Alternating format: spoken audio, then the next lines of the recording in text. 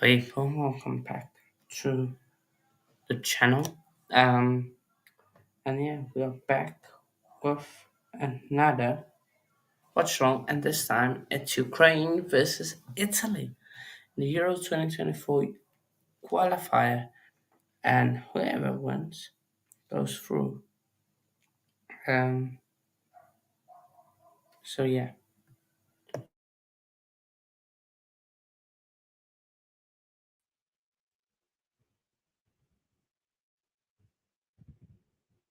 Okay. Hannah, good to see you, bud. How are you? I'm how many you? Yeah, can't complain. Just got done with my stream and I'm here now. And let me just head over to BBC and share the team news.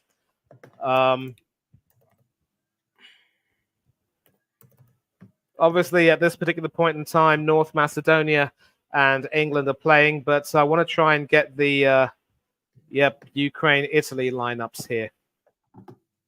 Still okay. So once again, good evening to all of you, and I'm sorry for just hopping in unannounced, but here are is the team lineup. So the Ukraine are starting tonight with a 4-1-4-1, a Natalie Trubin in goal. It's Konoplia, Svatok, Zabarny, and Everton's Vitaly Mikolenko at left back. Stepanenko, and it will be the sort of holding midfielder, the defensive midfielder. We've got Viktor Sigankov, Georgi Sudakov, Alexander Zinchenko, and Mikhailo Mudryk playing as the more attacking midfielders, and Artem Dobvik will be the lone striker. And Italy have been captained by Gianluigi Donnarumma, and they're playing a 4-3-3. So it's Giovanni Di Lorenzo and Federico Di Marco who are your fullbacks. Acerbi and Bongiorno are the centre-backs. Yeah. David Fratesi, Jorginho, and Nicolo Barella are the midfielders. Aston Villa's Nicolo Zaniolo will be on the right, and Federico Chiesa on the left, and Giacomo Raspadori will be in the centre. And we're already seeing the some live pictures, of course, from the Bay Arena in Leverkusen, where the match is taking place right now. So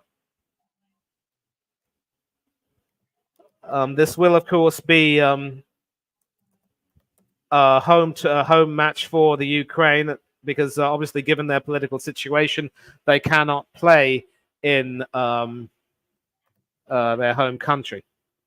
And Italy are in the change strip of a white jersey with a few blue dashes, as it were. And we should be having the match getting underway very soon. We'll find out who will be kicking off. And that is Sigankov, the number 15. Just tell me when it's kicked off so I can start the time on my end. Yeah, sure. So at the moment, it is Sudakov who has the ball, and we will be kicking off. As soon as they kick off, I'll say now, and then you can start the timer. Yeah? Yeah. But money prediction? I would like to see Ukraine win a tight one, but my gut tells me it'll be a tight 1-1 draw. I hope it doesn't happen. I want to see Ukraine knock the Italians out. And I'll definitely be looking at Mikhailo Mudryk. If he scores, I think you'll be quite delighted.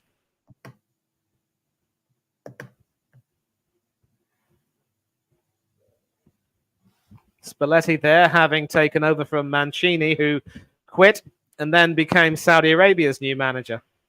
And a worrying stat is that if Italy lose this match and fail to qualify, that'll be 2 straight tournaments for which they haven't qualified since winning the Euro 2020 championships. But we're almost underway, and we're going to be kicking off very soon. And when I say now, that's when they kick off. Interesting to see Jorginho back in the squad. Perhaps his recent run of form with games with Arsenal, not form, games with Arsenal, has brought him back into the picture. just when we all thought his international days were done and dusted. He was, of course, the guy who missed the penalty against North Macedonia, which saw Italy get knocked out of contention to qualify for the World Cup. And Oleg Zinchenko coming up against his club mate, a very interesting battle indeed. So now they've kicked off. A pass back to the defense, and it's sent forward. Ukraine, of course, attacking from right to left. And Zinchenko now tries to play it forward, and it is with the number 6. Looks like the number... Actually, it's sort of played back, and that was Mikolenko who sort of played it back. Let's get some comments. Italia versus of course Ukraine. Let's go Ukraine. Yeah. Or as they would say, Slava Ukraini. Viva Zenit. Second right starting, so maybe watch this important Ukraine versus Italia match too. Yeah. Sorry, England. Yeah. Do means something. Sure, cannot make it up. It's brilliant. Okay, so maybe you need to call Everett then. So yeah, Serge Rebrov, legend, is Ukraine's coach. Don't really know him. Sergei Rebrov, maybe Manny can. Yeah. Rebrov, of course, is a former international for the Ukraine who played with the likes of Zinchenko, of Shevchenko, rather, all of those years. And if memory serves me right, he might have been a part of the Ukraine team that played in Euro 2016. And also, not in 2016, but definitely in the 2006 World Cup in Germany. But an Italian attack down the left and a cross put in. I believe that was Zaniolo who very nearly had a chance, but it is Di Lorenzo who gets it to Zaniolo. Still trying to get into the penalty area, but nobody able to get a shot in, and the Ukraine can clear that away. And through the number 11, let me just make sure I got the thing. Yep. Actually, not the... Yeah, Dubovic, really, the lone striker, trying to go forward. And Zinchenko was sort of dispossessed there.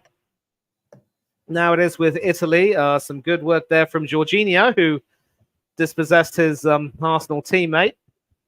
And here's back with the Brazilian Italian, who will try and control everything. A pass down the left. And that is a pass back. I want to find out what their jersey numbers are. That is a Serbi. And Barella, who will try and control things as well. Gets it to Di Lorenzo. Free pill in your smash attack and subscribe button if you haven't. So Zaniolo back to Di Lorenzo.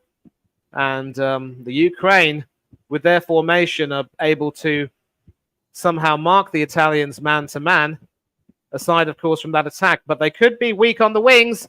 And rather funny piece of play there with the linesman's flag flying off his flag stand, or whatever you call it. You can't call it a mini flagpole, maybe.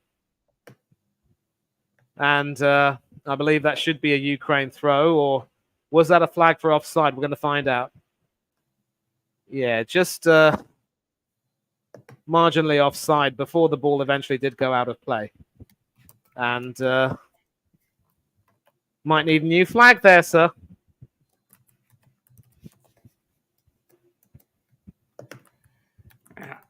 But I also reckon it will be a draw, because for Italy just need a draw to go through.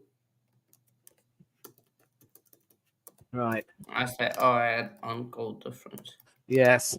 So, yeah, some more details about Rebrov. He is, in fact, a former international for the Ukraine, earned 75 caps and scored 15 goals over a period of 14 years with the team. And was a part of the squad that did, in fact, play. But we're going to take a look at the Ukraine attack over here. And a shot on goal, but not really going to trouble Gianluigi Donnarumma. Sigankov there, the number 15, with a nice little left-footed effort. But it was on target, but never really going to trouble Donnarumma. 6'5", well within his range.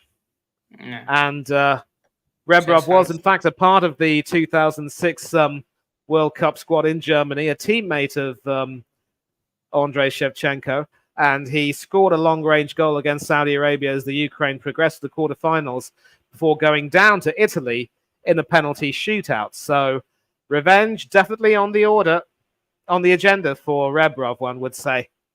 Yeah. Moss says, yep, Rebrov, Dynamo Kiev legend Shevchenko's buddy and best strike partner. Rebrov did play Spurs and Hammers too. Yep. Interesting. Thanks a lot for the Chestnut research. says And now another attack down the left for Italy, but cut out for a corner. And just taking a look at that left side, it looks as though Barella and company are having a bit of a good time down there. Ukraine's right side of the defense, Konoplia, I think he's having a bit of trouble there. And obviously Jorginho and Buongiorno. Buongiorno, of course, means good day, and they're playing at night. Go figure. The corner's taken, the short one, with a nice chip pass into the penalty area. Headed back in by Zaniolo, but sadly for Italy, Chiesa wasn't able to get the shot on target. It was high, but not at all handsome, and it will be a goal kick. And that would suit the Ukraine, except they need a win. But once again, we can see that Barella is having a good time being able to sort of control the midfield and orchestrate a few attacks on the left. And Konoplia is having a little bit of a tough time right now. But the Ukraine are no slouches on the counter. And will the referee call for a free kick? Yes, he will. And it's a booking after 6 minutes and 40 seconds for Dubvik over there being able to use his speed to get in behind the defender. And it is the number 6, Buongiorno. Not a very good day for him. Some mutual shirt tugging, and Buongiorno basically grabbing on for a little bit too long there, and probably disrupting Dubvik's momentum. So a chance for the Ukraine to make something of this from the counter. And pardon me. Pardon me again. Sneezing on the air is very unprofessional. Do please forgive me. Let's take a look at who's standing over this. It might be Sigankov who's taking this. Left-footed into the penalty area, but nobody else really on the end of that too far, and Donnarumma just catches that nonchalantly. Easily. And Zaniolo now down the right with Barella also joining in. Sigankov there with that free kick, not very effective at all. New channel. Di Lorenzo. Barella. Now more sports with me, Mesmerlina, King and friends still doing the Gold Rush Saturdays. Etc. No, fair enough. So all good. So, right. Yeah, Moss. Okay, so it is Di Lorenzo now with the ball out to Zaniolo on the right. And Zaniolo looks a quality buy. He's definitely looked really good for Aston Villa since joining them. All new. Jorginho to Di Lorenzo. And once again, the Ukraine having to defend desperately, you would say. Stepanenko there with a header, only as far as Acerbi. Jorginho.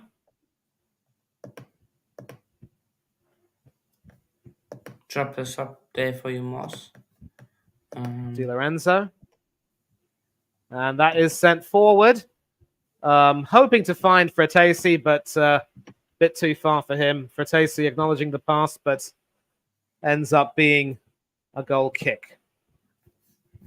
And they also kicked off in North Macedonia between North Macedonia and England. I guess so, Moss, because Tonali is, of course, suspended from all football, banned. So, yeah. Yeah, and Tonali's absence means that Italy will be without him for the European Championships, which is a bit of a shame. So maybe that's opened the door for Jorginho to come back in. We'll have to see. At the moment, though, Italy are controlling the ball, having a lot of the possession, and the Ukraine are having to defend, but they are looking dangerous on the counter. We haven't seen too much of Mudryk, but Dobovic has certainly looked very, very impressive going forward.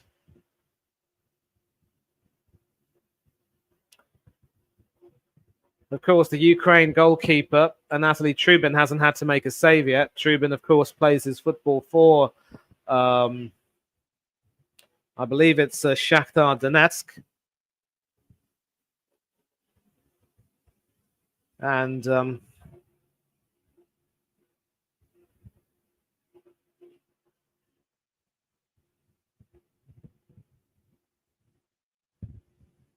he's in the team ahead of Georgi Bushan, who was the Ukraine's #1 for Euro 2020. Zaniolo trying to send it forward, but no one really able to get that.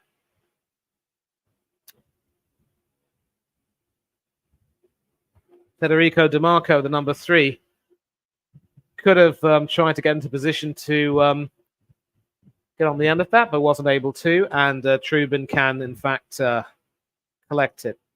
And in fact, he was playing for Shakhtar Donetsk, but as of this season, he is now with Benfica.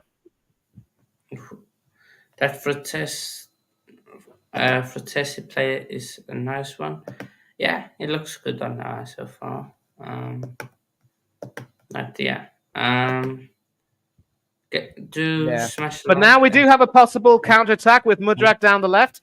We've seen him impress for Chelsea of late, and a chip into the penalty area, but sadly, not much contact being made over there. But as I've said, Hanno, the Ukraine are looking very dangerous on the counter, and now they have the ball again.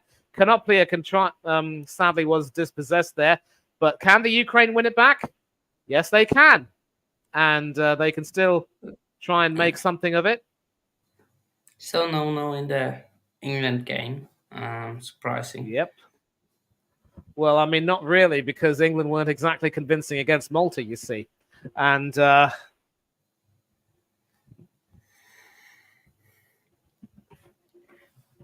will be interesting to see how the Ukraine midfield performs, because Zinchenko, I think, will have a role to play. We've seen the Ukraine looking very dangerous on the counter, but the midfield are going to have to really provide some robust support.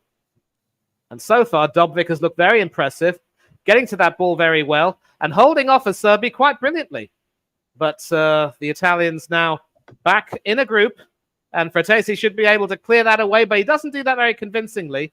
Fortunately for him, it doesn't go out for a corner, but Mudryk now with the ball at his feet. Mudryk against Fratesi into the penalty area, somehow unconvincingly cleared away. And in the end, it's a long back pass to Anatoly Trubin. But Mudryk is now starting to come into the game, and he will certainly have a role to play. And a question for you, Hanno. Now that you're seeing Mudryk starting to show some of his potential, how big a role do you think he will play for Chelsea in the remainder of the season? I think when it comes in, he will definitely have a big role to play, just in terms of link-up play, really.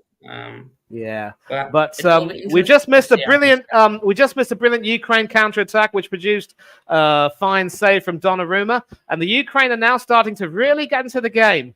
The yellow submarine are literally making waves. Sudakov there very nearly making a nuisance of himself. And I've been critical of Gianluigi Donnarumma, calling him the most overrated goalkeeper in world football today, but he certainly earned his crust with that save. Svatok, back to Trubin.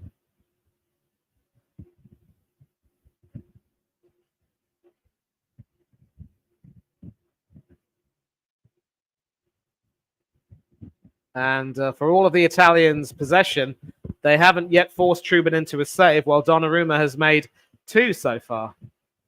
But this could change. Barella inside the penalty area, appeals for a handball, but the referee isn't interested. There will be a VAR check if possible, but for now it's a corner to Italy, and you can see that the Italians are growing a bit frustrated, but they believe that a goal will come. So after nearly making a nuisance of himself at 1 year end, we're going to take a look at the chance again. It was Sudakov with that wonderful shot along the ground. You could say that that's a save that Donnarumma is expected to make, but he still has to make the save, so credit to him. DeMarco, back to Chiesa, I think. Jorginho. Barella, who could possibly try his luck from distance. And Trubin comes to the party now with a fine save of his own, justifying his inclusion at the expense of Busham. A beautifully clean strike, but straightforward, strong use of his palms there. And at the other end, of course, we see this save from Donnarumma getting down well to prevent that from going in. And a cheeky little header into the penalty area had to be cleared, and eventually Ukraine cleared the danger. Zaniolo. Barella. Back to Zaniolo. Double teamed well, and now it's with Mudryk, who tries to send it forward. And is Dubravik onside? Yes, he is, but Donnarumma heads it out, but not very convincingly because Dubravik has won the ball back. And eventually, though, because of some good work by Barella, there's no attack there. And Donnarumma, once again, taking a risk and seeing it paying off. Donnarumma, of course, captaining Italy tonight, emulating another legendary Gigi. That is, of course, Buffon, who was Italy's captain when they won the 2006 World Cup, beating Rebrov's Ukraine in the process.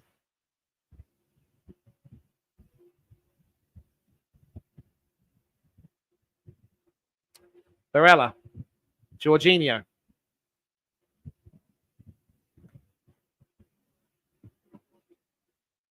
There's DeMarco ahead on the left, but it's still with Jorginho.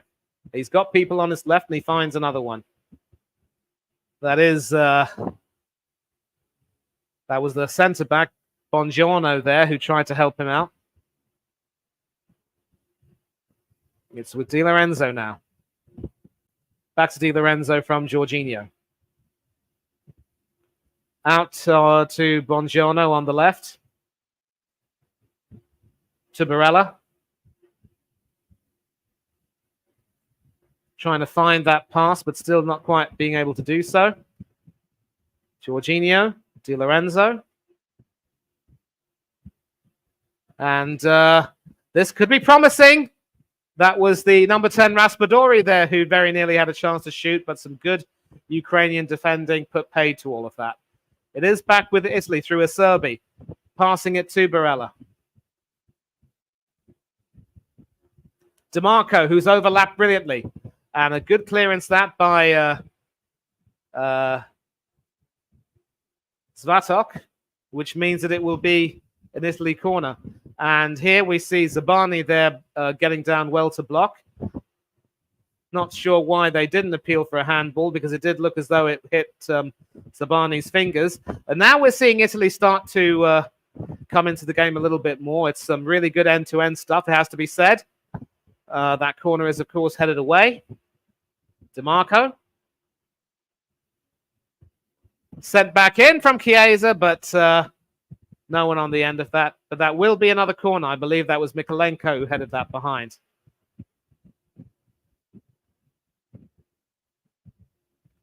Looking for Zaniolo, obviously, but the Everton left back saying, not tonight.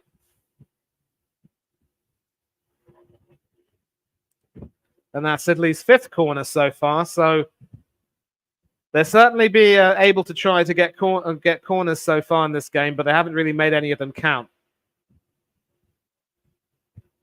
Stepanenko, the number 6, is captaining the side tonight instead of Zinchenko.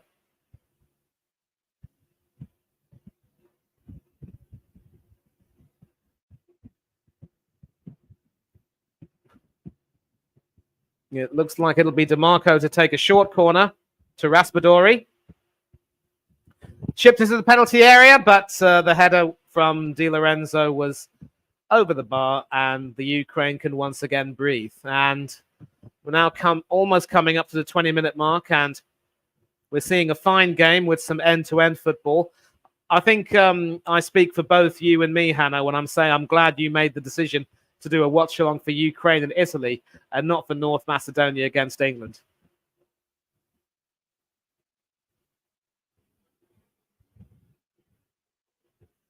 Well, he's not here, but if he heard that, I'm sure he'd agree. But once again, at the 20-minute mark, it is the Ukraine 0, Italy 0. This is the Ukraine versus Italy, a UEFA 2024 qualifier, live from the Bay Arena in Leverkusen, Germany.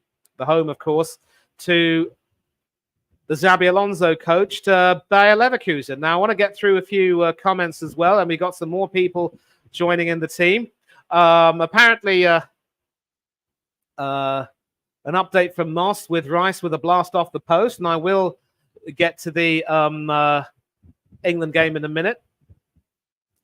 Yep, getting close there from Sudakov. Anthony Herbert in the chat. Anthony, thanks for joining in, mate, and I want to thank you for finding this channel. Zinchenko playing alongside Mudryk, certainly playing. Well, so far Zinchenko hasn't really been able to get into the game yet, but I'm sure that his influence will probably show eventually, because the Ukraine are looking good on the counter, Anthony, and I think Zinchenko might have a bit of a part to play. But so far, Mudryk is also looking a lot better. And as we see right now, though, Zinchenko is having to sort of help out in defense. So it could very well be that maybe all those games for which he's been playing left back for us have helped the Ukraine so far. Coca-Cola Wi-Fi again. Mudryk is a talent, but Sterling been great, and Cuckoo playing that wing spot too. And Cuckoo, if he does get back to fitness and play in the new year, then he will definitely be an asset for Chelsea. Chiesa to Barella now. A chance for an Italian counter-attack, but nobody on the end of that. It ends up being a very tame shot through to Anatoly Trubin in the Ukraine goal. Rice, Zinchenko, and Odegaard would be a fine midfield, and Kai Havertz at left back. Look, I don't care if he scored for Germany in that friendly against Turkey. It was an experiment by Nagelsmann, and I really don't see him doing that ever again. And as long as Havertz isn't in the midfield, that's fine by me. Barella is the guy we should have broken the bank to partner with Rice for the next 5 years. Well, we broke the bank once for Declan Rice here to there. I don't think we're going to do that ever again. At least not now. Shame on you for not doing a watch-along for the England football match. Mate, with all due respect, with England having already qualified, I don't think there's any intrigue in that. And they're not playing the best of football these days on the Gareth Southgate. But this match has a lot more intrigue.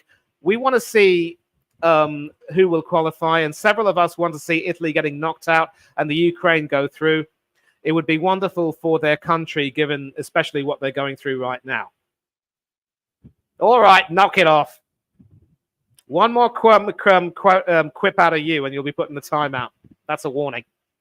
And so far, some more action on the field. I haven't really missed very much, let me tell you. And it is with Mykolenko now, who sends it all the way across the field to another teammate of his. I couldn't really find out who that was. And not the best of passes, and we see Mykolenko apologizing to his teammate.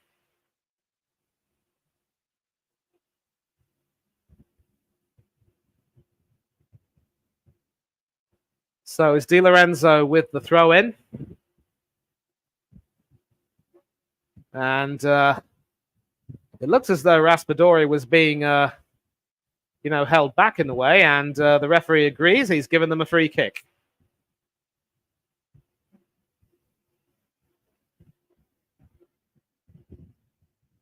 Barella.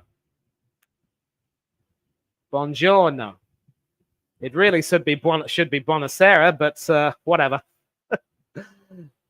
Acerbi. Buongiorno again. Raspadori. I think that's Barella. Back to Jorginho. DeMarco is out on the wing. overlapping a bit. Jorginho sending a nice ball forward. Can Raspadori get to it? Yes, he can. Interestingly, the Ukraine defense were willing to back off and let him get it. DeMarco. Jorginho.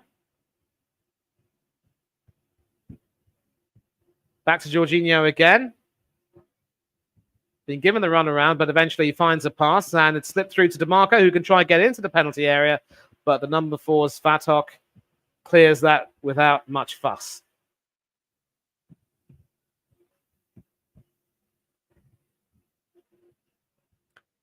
Acerbi. Di Lorenzo.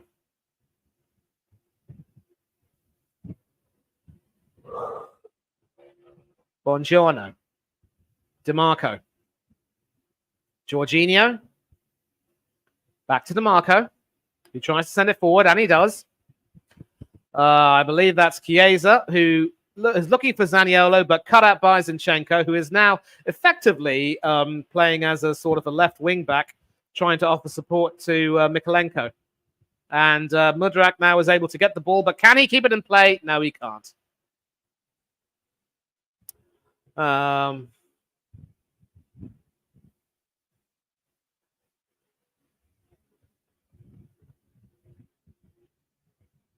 Still no goals between North Macedonia and England. And from the looks of it, England are having a bit of a tough time against the team which knocked Italy out of contention for the World Cup in Qatar. So, I mean, I'm glad I'm not watching that England game, to be honest. I think the quality of the football under Gareth Southgate has pretty much gone downhill. Not necessarily that Italy and the Ukraine are much better, but at least with something to play for, these teams will give it a right go.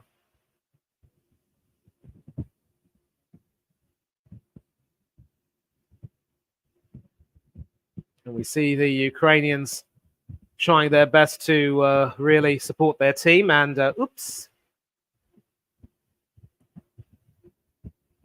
And another corner for Italy.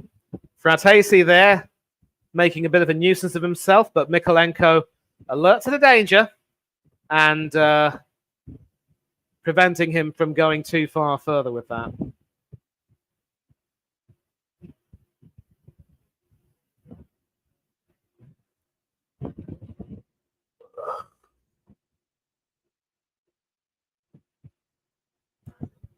Now we've got Raspadori and DeMarco over there at the corner flag. It might be DeMarco to take it again.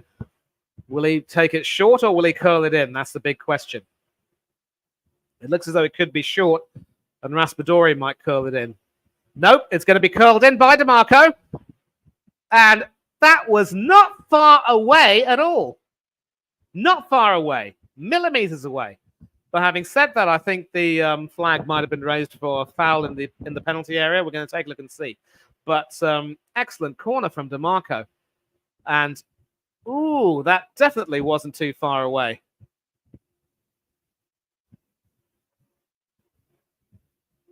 And Di Lorenzo knows. I think they were appealing for a penalty, the Italians, but we see the Ukrainians raising their fingers as if to say, no, no, no, no, don't mess with us tonight. And Dubvik once again making a nuisance of himself, but Acerbi back to clear the danger. And this is a lot better now from Italy. They've sort of weathered the counter-attack, and they could have a shot on goal over here, but Trubin rising to the occasion to deny Fratesi quite brilliantly. Once again, justifying his selection ahead of Gyorgy Bushchan. Fratesi sent through brilliantly into the penalty area, but the Benfica goalkeeper making himself big and saving with his legs. And the Ukrainian defense back to cover for him. Shades of Emi Martinez against France in extra time in Doha, albeit the other way around. I had to throw that in. DeMarco. Barella. Jorginho. Back to DeMarco, who certainly made a nuisance of himself tonight. And it is Barella again. Jorginho. Di Lorenzo. Zaniolo's alone on the right with no cover. Zinchenko, to his credit, is marshalling the area, but Barella now has a chance. He sends it through to DiMarco, and there's a reason why DiMarco's right foot is his wrong foot. Sends that wide, not even hitting the target. As we come up to the half-hour mark, it is still Italy, Ukraine 0, Italy 0. And yes, grow up. We broke the bank for Havertz as well and made him a top earner. Back to the hilt. Couldn't agree more. And yeah, but listen, Hannah, don't worry about it. I will take care of the rest of this. And thanks a lot for arranging this. Yep, dead rubber game. This one has everything at stake. You do that. Yeah, the England game is a bit boring, but North Macedonia are not playing that bad at all. No, North Macedonia are not mugs by any means, Anthony.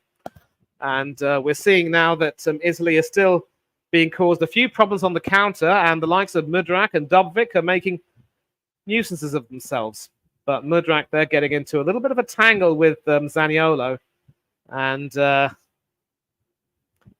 Chelsea and Aston Villa clashing over there. Not a very nice sight, really. Mongiano to Fratello, who ends up getting it to DiMarco. Back to Bongiorno.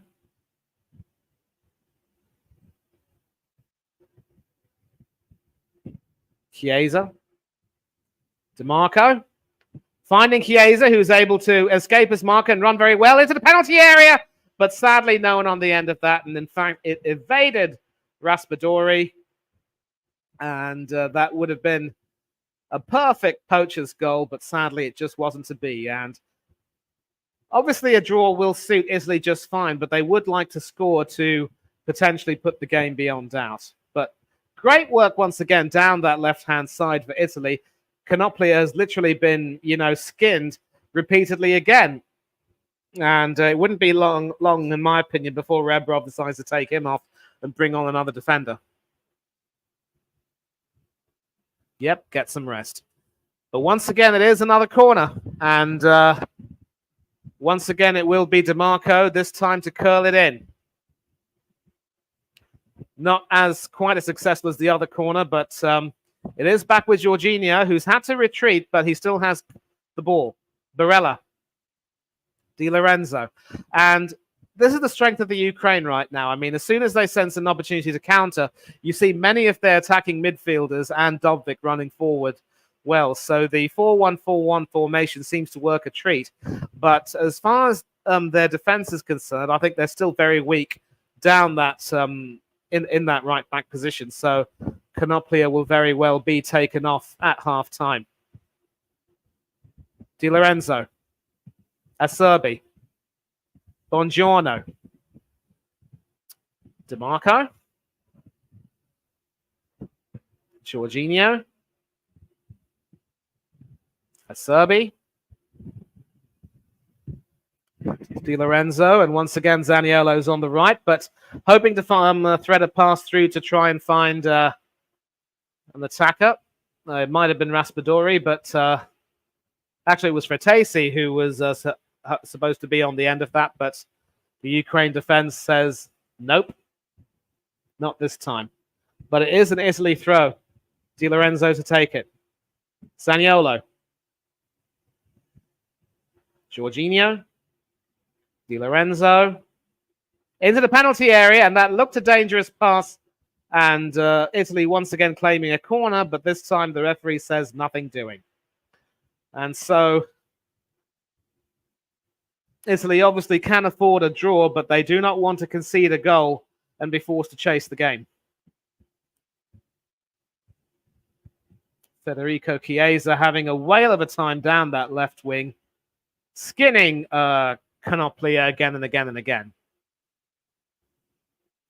Yep, get some rest. Luciano Spalletti has Italy playing so much better football than Southgate, a superior watch by any standard. Couldn't agree more. Of course, England were able to get the results they needed and wanted against Italy by beating them home and away, which was magnificent. But you know, for some reason, I think the quality has just gone down. It could very well be that having secured qualification as group winners, I think they've just taken their foot off the pedal. But just as well that Southgate will be gone after these Euros anyway. Coming up to the 35-minute mark, it is still the Ukraine 0, Italy 0. Once again, we are bringing this to you live, partly from my home, but also partly from the Bay Arena in Leverkusen in Germany. Zinchenko to Mudryk. And cheeky little back heel there from Sudakov, but not quite able to find the connection there. And it's quite refreshing to see this Ukrainian team play with a bit of confidence on the counter. Obviously, they know that they have to win, but they've got a lot of belief about them, which is great to see. And that's what makes this match certainly one worth watching and one worth doing a watch-along for. Now, I will try and give you some updates on some other scores as and when they arrive. There has, of course, been a goal in the Czech Republic-Moldova game on 37 minutes. In fact, it was Dudera who scored in the 14th minute against Moldova. So that's the only goal to report so far. And normally, of course, you know, if two of us were working, then there would be a ticker as well, giving you details of the other scores. But it's just me tonight, and we're focusing on the Ukraine and Italy. And Italy now, through Chiesa, have a chance to try to make something happen. But some solid Ukrainian defending once again puts pay to that. And Chiesa clearly not happy with the referee. I think he claims that he was being held back unfairly, but the referee saying, none of that, none of that.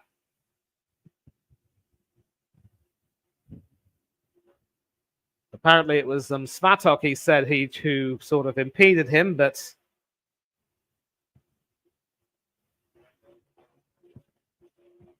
clearly the referee wasn't interested in any of that.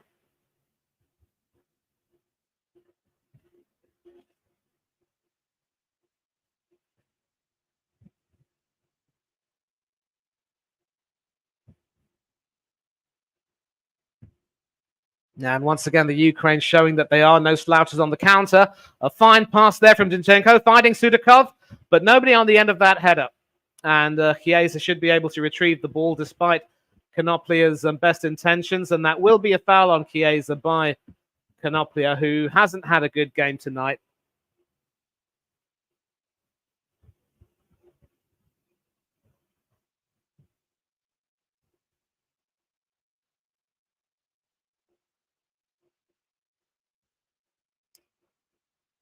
Andrei Shevchenko looking on anxiously, hoping that his former teammate can lead his team to the promised land of European qualification.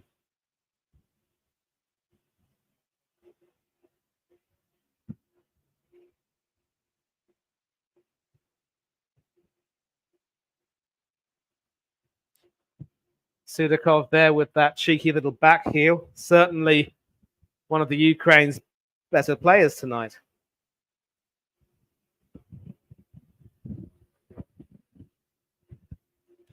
And Konoplia once again looking really shaky there with a pretty poor pass, but his teammates are able to bail him out. But not for long, though. Italy do have the ball back.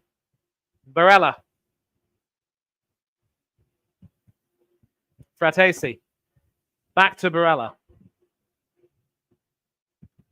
Jorginho. Barella. Fratesi, who's sort of come back into more of a midfield role. DeMarco. Jorginho. Chiesa now on the left, once again up against Konoplia. Barella. Chiesa. DeMarco, rather. It is Chiesa now. Jorginho. DeMarco. Barella again, back to Jorginho.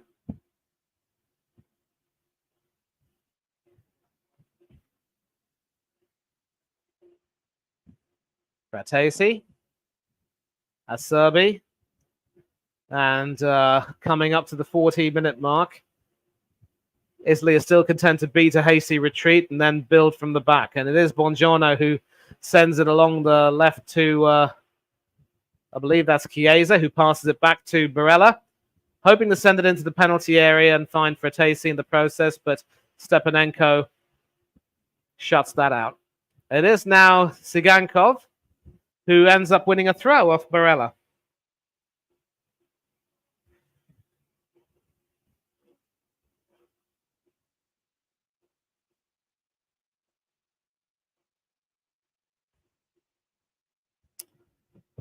And we see Gigi Buffon over there looking very nervously on. Certainly wouldn't want to see his team fail to qualify for the Euros as defending champions.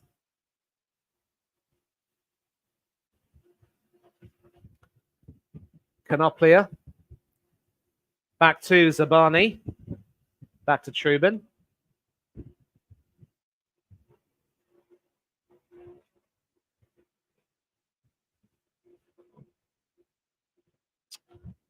And the Ukraine also trying to build out from the back, and they were hoping for a free kick, but the referee says no, and so Italy can build on that, and they do win a free kick for a foul on Jorginho. You really, really have to say that Joachim Canoplia has had a pretty poor game tonight, and he will be brought off, it has to be said. Some good defensive options, including Serhii Sidorchuk, among others.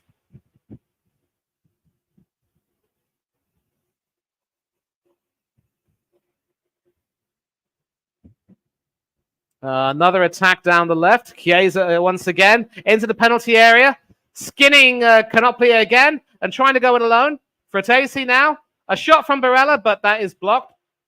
But once again, some more pinball in the area, and eventually the Ukraine do win a free kick for a handball by Fratesi as he fell down. 3 minutes to go until the end of normal time, and of course there will be stoppages, you think? Probably about 1 or 2 minutes. And a huge shocker on the cards over here, because on 41 minutes, North Macedonia have taken the lead against England. A penalty to North Macedonia. And it was given basically for a foul, an infringement by Rico Lewis. And a very controversial decision, it must be said, but a penalty nonetheless. And the penalty was, in fact, saved by Jordan Pickford, but Enis Bardi, who had taken the kick, ended up smashing the rebound into the net and giving North Macedonia the lead. So England could lose their perfect record.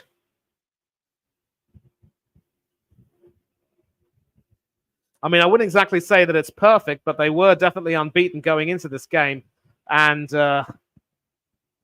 you know, if I knew that North Macedonia were going to cause a shock, then maybe we would have had a tough decision. But look, this is a really enthralling game we've got over here from Germany. And Sidorkov doing brilliantly to win the ball. Has a chance to start a counter-attack if he can find his man. And it just evades Mudryk, but Mudryk does have the ball. And he's not going to get a foul that way, though, sadly.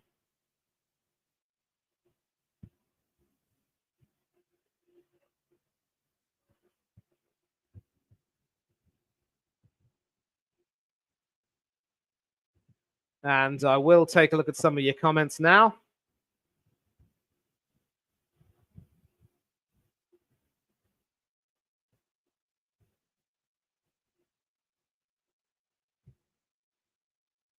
Yeah.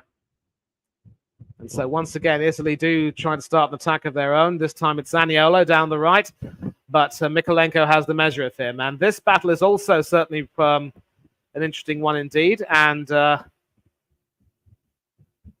think Italy were claiming a handball, but instead the free kick goes the Ukraine's way because Zaniolo ended up impeding Mykolenko.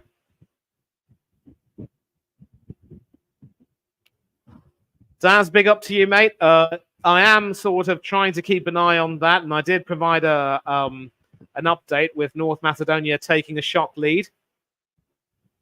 Big up Daz, big up everyone. Looking sharp and recovering well from his ACL surgery. Definitely very sharp indeed. And certainly giving the Ukrainian right back a very tough time from the looks of it. Typical England, you bet.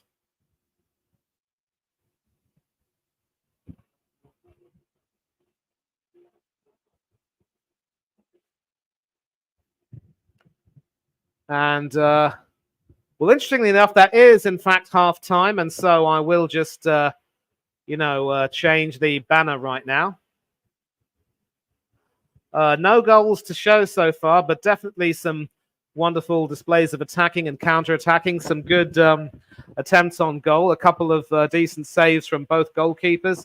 And at half-time, it is, in fact, the Ukraine 0, Italy 0. Italy are 45 minutes away from securing their spot in the European Championships unless the Ukraine can find a sensational winner. And I'm now going to take this opportunity right now to provide some updates from other games around the continent. And let's also bear in mind that it's not half-time in some of those games yet. And of course, BBC Sport being the way it is, you will get some pretty poor, some slow progress. Of course, it is actually half-time between the Czech Republic and Moldova. The Czech Republic are 1-0 up. It's half-time between Slovenia and Kazakhstan. Slovenia are 1-0 up. Goalless between Northern Ireland and Denmark. Northern Ireland, of course, well out of contention to qualify, but hoping to play for some pride. San Marino and Finland, surprisingly, 0-0. You would expect Finland to maybe score a couple of goals later on. Albania and the Faroe Islands also goalless. Albania going great guns in qualifying themselves, top of their group. The Ukraine and Italy, of course, 0-0 at half-time, and North Macedonia 1-0 up against England. So the penalty here was basically Rico Lewis of Manchester City. His eyes are on the ball, jumping for the header, and he caught one of the North Macedonian attackers, Miovski, with a flailing arm to his face. And apparently the ex-England goalkeeper, Rob Green, who of course was the starting goalkeeper in the 2010 World Cup, but then lost his place to David James after that howler against the US, saying, "This is bonkers, it's unbelievable." Rico's gone up to head the ball, and his arm flicked out as he jumped. Naturally, his arm's going to go up into the air. He might have slightly flicked the player in the eye. He calls it a rubbish decision, re-refereeing, unfortunate, nothing more. And it has tarnished an otherwise fine first-half performance from Rico Lewis at left back. Well, Bob, I'm sorry. I know it's not easy being green, but it is what it is. And that is sort of the way the decisions are being made. It is controversial, but unless the officials come to a consensus on how to decide things like that, we're going to get more calls like this. It's unfortunate, but, you play the hand that you've been dealt with. You roll with the punches, as they say. And already England have had a few absentees from their squad. They're starting with Ollie Watkins up front. Harry Kane's on the bench. Saka, Foden and Grealish are the attacking midfielders, with Trent Alexander-Arnold and Declan Rice playing as defensive midfielders. A bit surprising role there for TAA, but it could possibly end up sort of transitioning into kind of like a 4-3-3, except I just don't know which of those front four would drop back to the left side of midfield. Maybe Grealish, I don't know. And Walker, Maguire, Mark Guehi and Rico Lewis in front of Jordan Pickford in goal. So that's sort of the way things are at the moment. And of course, if we refresh this, we will possibly see all games at half-time. At the moment, it is half-time between North Macedonia and England. And Stole Dimitrievski of Sevilla doing well to save a fine shot there from Trent Alexander-Arnold. And England nearly had a penalty shout themselves just before half-time, but it wasn't given. And yeah, so it's still goalless between Albania and the Faroe Islands, but it is half-time in every other game so far. And now, of course, back to Ukraine-Italy. As I've said, this scoreline at the moment suits Italy a lot more because bear in mind they only need a draw to qualify by virtue of their thumping win over North Macedonia, which saw them overhaul the Ukraine's goal difference. So the Ukraine are going to have to really work to try to get something out of this particular game. If they can get a winning goal, that should send them through. Italy can't afford to lose. The Ukraine can't afford to draw. And if I were Serhii Rebrov, I would definitely try to look to address the imbalance over there on the right side of the defense because Konoplia has literally been given the runaround by Chiesa, completely skinned all over. But credit to the Ukraine, they have looked very strong on the counter. And it will be interesting to see what changes are made by both teams. It's hard to see any weakness in the Italians, although maybe on the counter they have been found wanting at times.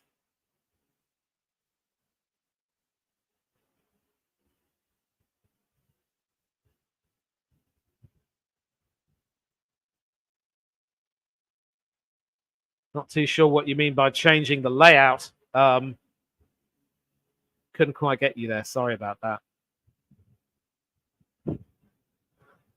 Yeah, listen, Chelsea fan, just put him in a timeout. Simply. I'm not reading his comments on air. His comments don't deserve to be read on air. And I'm sorry, but listen, whoever you are, you know who you are. If you're not going to add anything constructive to the chat, then in the words of Mikel Arteta, shut your mouth and eat it.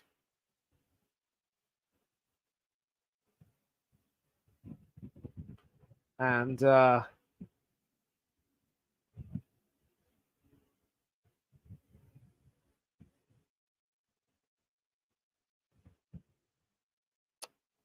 again, we are live from the Bay Arena in Leverkusen, and at halftime it is 0-0 between both these teams.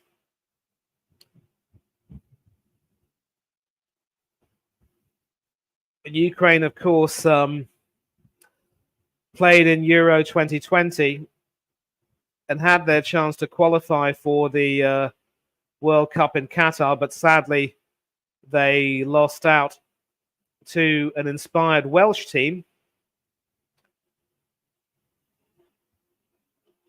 for whom the now retired Gareth Bale made a star turn.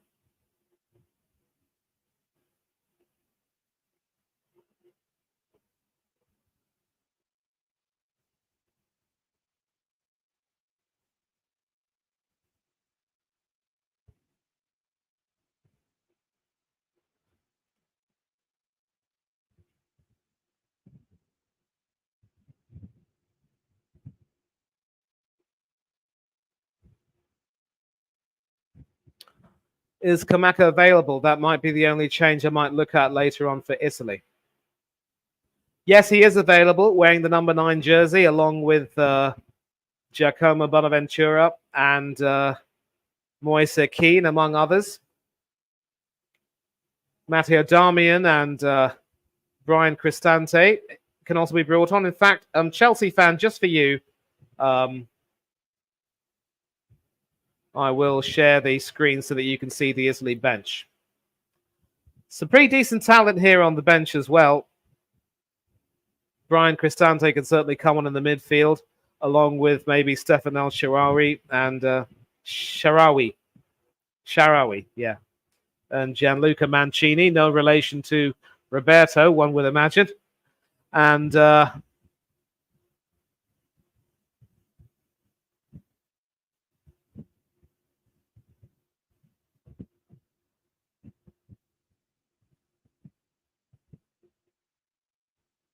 just taking a look at some highlights, of course, from the other European qualifiers that have been taking place recently.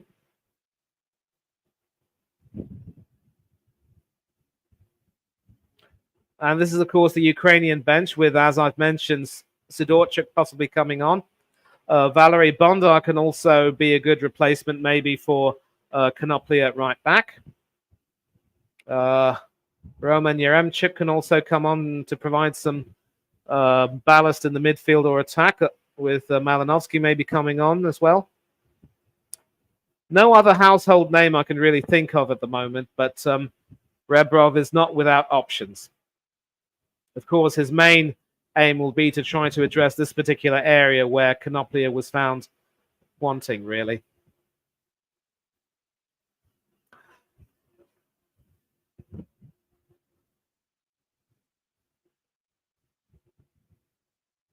And Hanno,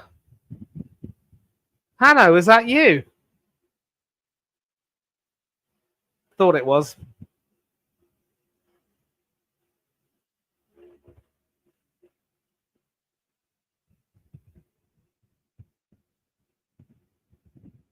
Okay, now Daz with a question. If I were Southgate at the start of the second half, what changes would I make? Well, I'm just taking a look at the bench for you, mate, and I will share this thing with you.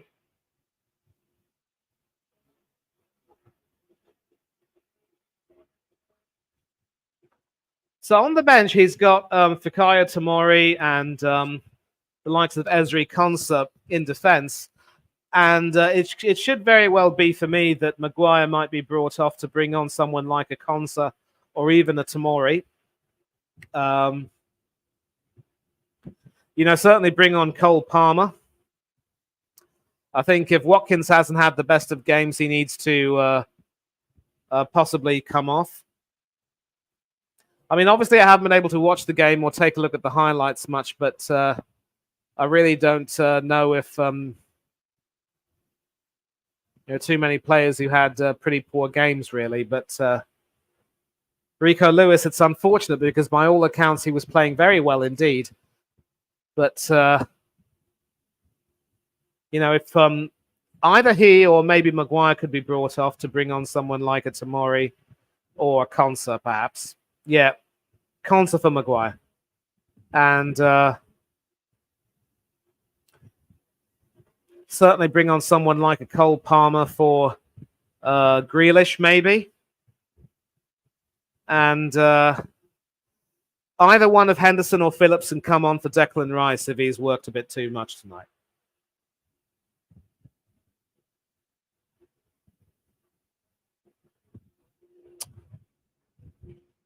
Yeah. Of course, England haven't exactly had a 100% record. I believe they have had a draw in between, but they came into this match with 19 points from 7 games. And so the last thing they would want is to end their excellent campaign on a low note by being defeated in North Macedonia.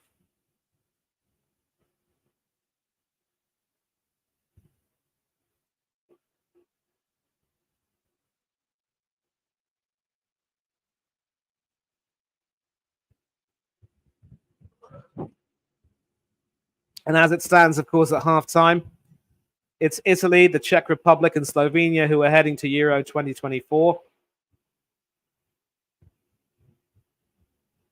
And Northern Ireland also holding Denmark to a goalless draw at halftime. Some pride hoping to be salvaged by the Northern Irish. And tomorrow, of course, Wales are going to be playing Group D leaders Turkey, and they have to hope that Croatia do not win at home to Armenia. But if Wales fail to do that, they can have the backup option of the playoffs in March. But they will still be hoping to try and secure qualification by doing the needful and hoping that Croatia fail to achieve their aims. And of course, by virtue of that brilliant win against Croatia, Wales did put themselves in a good position, but against Armenia, they weren't exactly at their best. And we are now back at the Bay Arena, so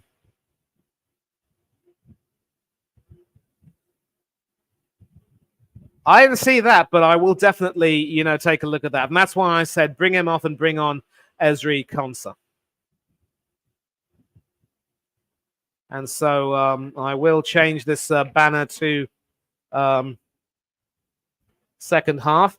And apparently Italy have indeed made a change. So I believe here to there you asked about Scamacca possibly coming on, and he has in fact come on for Giacomo Raspadori. So it will be interesting to see how well he plays. I think Spalletti has decided that he wants a little bit of a cutting edge up front, and Raspadori hasn't quite provided that tonight. So disappointment for Raspadori, but it is what it is. And crucially, as they've just kicked off, I can tell you that there have been no changes made by Rebrov. So he's opted to still stick with Konoplia back at right back. And all I can say is good luck with that. And very nearly a chance for Italy, but once again, nobody able to get a shot on target, and the Ukraine can clear their lines. Sudakov once again with a back pass, this time going completely wrong. But once again, his defenders are able to bail him out. And the Ukraine need to get a move on if they want to score that goal that could send Italy out. Fratesi. Zaniolo going forward, but Mykolenko there at the right time with the tackle. And I think he's injured himself in the process. Not quite, maybe not injured himself, but certainly taken a bit of a knock. And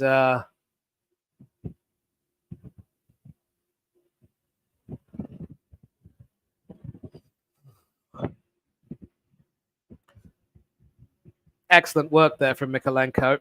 And, Zaniolo there, pretty much, I'm sure accidentally, of course, seeing his studs go into Mykolenko's side.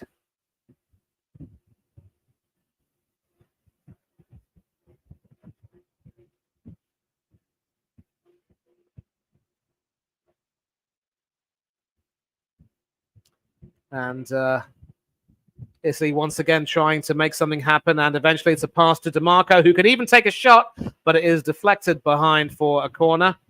Sigankov there doing his duty, and Italy will once again have another corner, while the Ukraine have not had any. Almost lost count of how many they've had. And from this position, it will be Chiesa with his right foot to try to curl it in, perhaps. Yep, curled in, but once again, not finding a man. It is still headed out, and Di Lorenzo with a chip pass in, and not exactly a super shot there from the super sub. You get the ball in that position, I'm sorry, you really have to do better. And it was effectively a slash at it, and it looks as though Scamacca might have been offside anyway. So even if he had scored, it might not have counted. Ukraine sending it forward.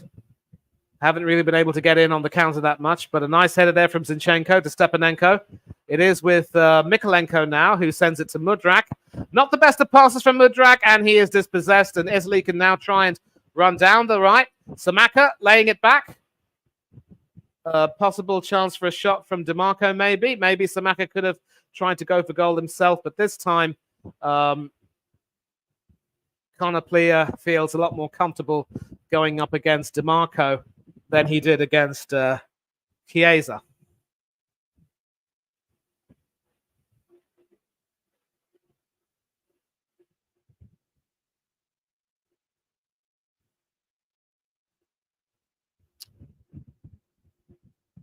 And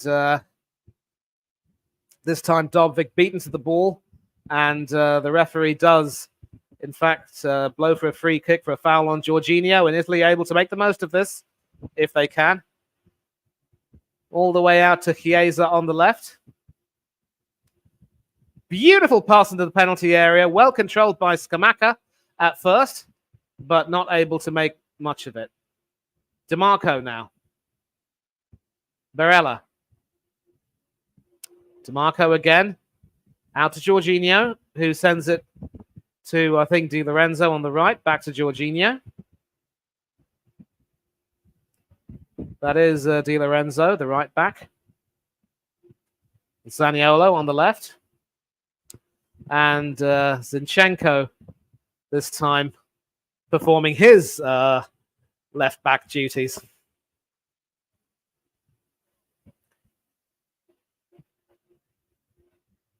And so Rebrov will need to make a few substitutions now. Spalletti's already made one, so Rebrov does have another ace up his sleeve. One more than Spalletti, but Scamacca not quite able to get there because of some good work from Ilya Zabani, the number 13. Konoplia. And Sigankov hacked down from behind by DeMarco, and that will be a free kick for the Ukraine as we cross the 50-minute mark. It is still the Ukraine 0, Italy 0.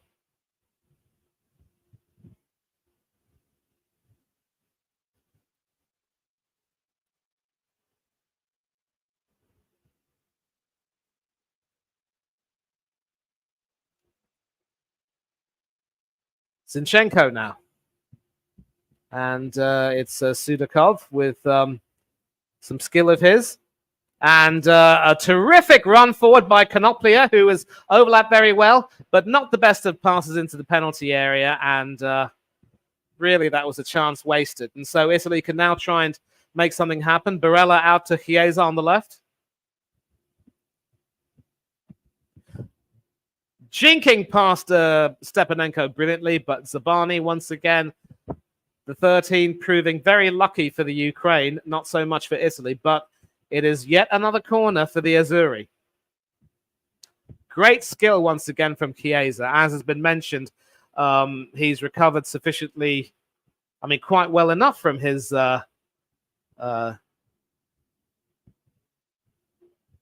injury. And it is Chiesa who will take the corner. Should be another right-footed in-swinger. Once again, it's cleared by the Ukraine. And Sudakov right there getting the better of Barella, but having to sort of pass back to his defense. Zinchenko now has sort of settled back into more of a defensive role. Almost, I wouldn't exactly say a sweeper, but whatever fits. Mikolenko out to Sudakov on the left. That is with Svatok. Now Zabani. Sigankov. Back to Zabani. And back to Trubin.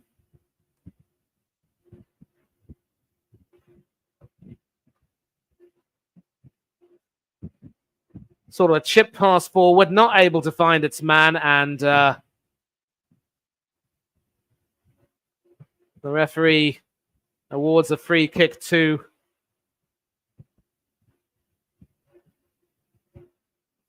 there's a lot of confusion going on right now as to what's really happened, and I think the referee might have in fact it was the linesman who raised his flag for an offside against Dubvik. So it is back with Italy now through Bongiorno. Barella passing it back to Serbi. Di Lorenzo.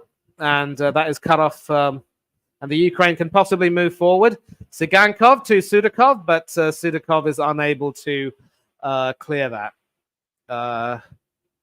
North Macedonia still 1-0 up. Mikolenko, a left back for the Ukraine and Everton, and finds himself in the relegation zone. Not really. It is rather sad what's happened to Everton, and I know that Mr. B for Life did a stream discussing that. The only good thing about that is that other clubs should now be checked. So Chelsea and Manchester City might have to watch out. Rico Lewis, it was the guy who gave up the penalty kick. And it was Pickford who made the save, but the penalty taker ended up scoring. Yeah.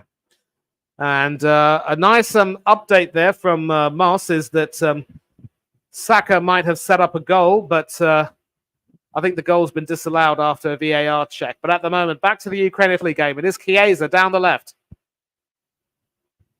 Barella. DeMarco.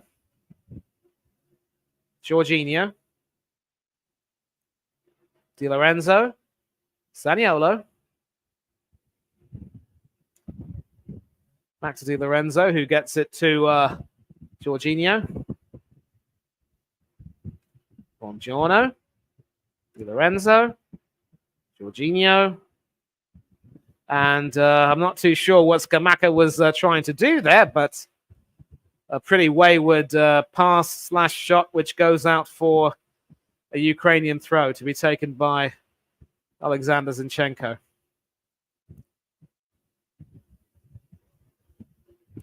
The Ukraine fans are very proud of their team. And look, yeah,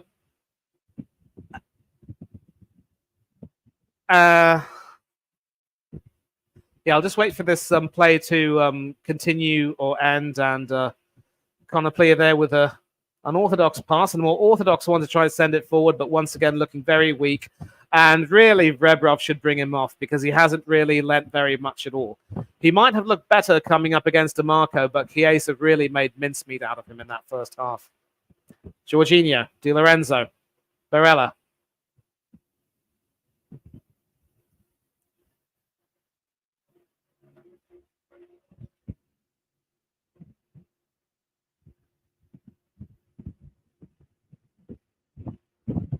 And once again, nothing of that attack. And Trubin trying to start another one. And Mudryk now has the ball on the left. It's Mudryk against Di Lorenzo. And not quite able to get through Jorginho, who actually left Chelsea around about the same time that Mudryk joined Chelsea. Going in opposite directions. Konoplya. Sigankov. And Konoplya has now started to now gone forward. But Sigankov now with the ball, not really hoping. I think he was trying to hope for a cross, but it was too close to Donnarumma, who just plucked it out of thin air, and that chance goes begging. So once again, we see that threat from the Ukraine on the counter, especially on the right. But seriously, when you're up against a 6'5" monster like Donnarumma, I think it might have actually taken a deflection off DeMarco into Donnarumma's hands. And I'm going to have my final say on the Ukraine being allowed to play football. And I will say this, look, nations have a right to continue to play football to try and provide some form of joy for their team. Even if there's a war going on, many nations have played football even with the war going on. So to take a look at the Ukraine and say they shouldn't be playing, it's absolutely stupid and arrogant. And I want to say cease and desist with this talk right now. You know who you are. And I will not entertain any more of your comments. So button it.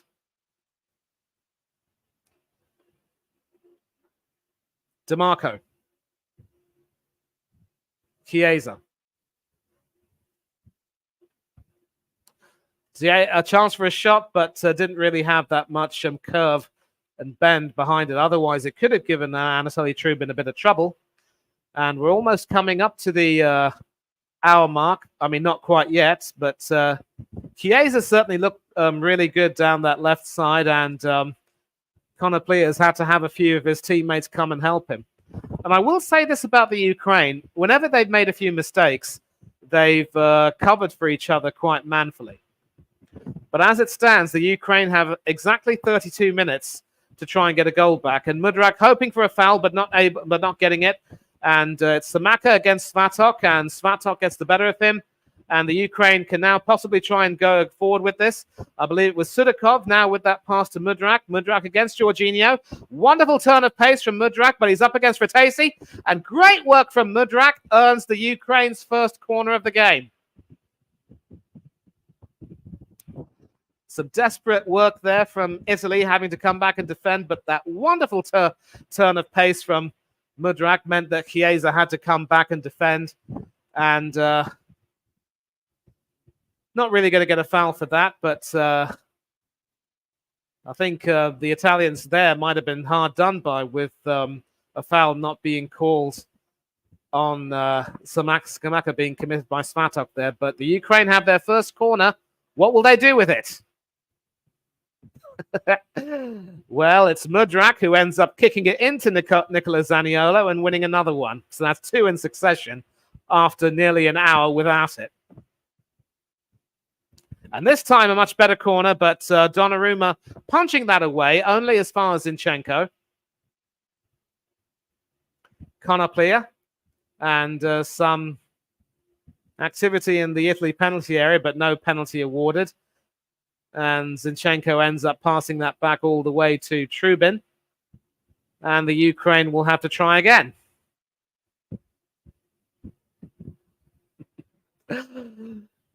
Rather amusing to see Mikhailo Mudryk going from the sublime to the near ridiculous there, but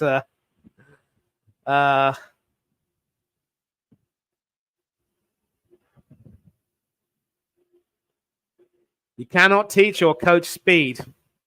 No, you can't. And a good coach is able to get that speed, to take that speed and really make something out of it. So we just passed 60 minutes. It's still Ukraine 0, Italy 0. And a final reminder that this is coming to you live from the Bay Arena in Leverkusen, Germany. And it looks as though we might be seeing, oh, we're not seeing a change, because I thought that Dubvik was about to go off, but he's not. It is still with Italy, though, through Jorginho. And Di Lorenzo now with a run to DeMarco. Chiesa now. A nice cross into the penalty area, but once again, they just cannot seem to hit the target. And Spalletti is frustrated because he knows that in as much as the draw suits them fine, they cannot take anything for granted. Acerbi there winning his battle against Dubvik.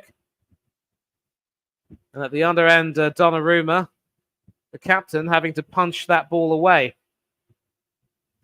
Donnarumma, of course, was player of the tournament when Italy won the Euros, but was dreadfully at fault for the North Macedonia winner, which saw Italy get knocked out of contention for the World Cup, and also was at fault for Spain's winner in the Nations League semi-final.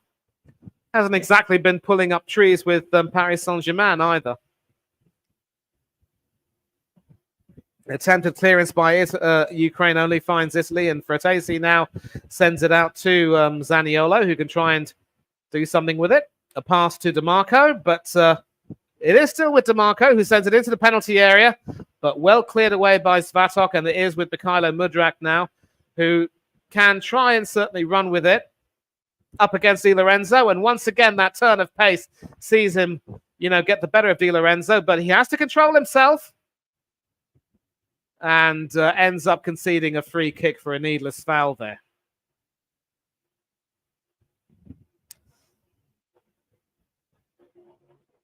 And we see some of the Italian substitutes warming up. Looks like Moise Keane there could get a game. Cut out there by Di Lorenzo, and then Mudryk ended up sort of clattering into him like a train hitting the buffers.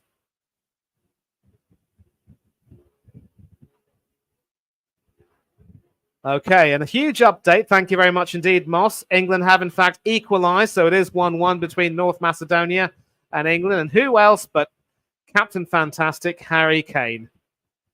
Here he is, bum, to rock you like a Harry Kane. Somebody put some handcuffs on me now. And some pretty poor defending gives Italy a chance to try and open themselves up, but Mykolenko once again, outstanding work. Getting in between Fratesi and the ball and ensuring that Trubin wouldn't have had too much trouble. Skamaka there with that pass through, but Mykolenko read the danger magnificently. And I think it's fair to say that Mykolenko has now come into more of a central role with Zinchenko maybe out on the wing. Or it could be vice versa. But the Zaniolo-Mykolenko duel has been absolutely outstanding tonight. DeMarco into the penalty area, but again, no one there on the end of that. But the Ukraine still need to work harder to clear their lines, and eventually they do. And it is with Sigankov now on the right, who can try and run with it. He's got Zinchenko now with him, and he sends Sigankov alone, but DeMarco is back there to sort of help out, along with Bongiorno from the looks of it. But Ukraine now are causing a few problems at this particular point in time. Acerbi at the moment, not exactly happy. Why Konoplea has been allowed to remain on the pitch for as long as he has, I do not know. But At the moment, he's got a throw in. Let's see what he can do with it. Ooh! Well, it was a strange throw in which somehow evaded almost everyone, including Donnarumma, who hesitated before going for it. And Mudryk nearly had the chance to score, but eventually it was the awkward bounce they're very nearly doing for Donnarumma. And I think, you know, the angle for Mudryk wasn't really in his favor, but he had to try to get the shot on. It was on target. And Donnarumma once again coming up big. And the resulting corner produces a nothing shot, really, that goes over the bar. And I know I've been critical of Donnarumma, but he's picked the perfect game to try and redeem himself tonight. Very nearly made a fool of himself there with that, completely misjudging the flight and the bounce.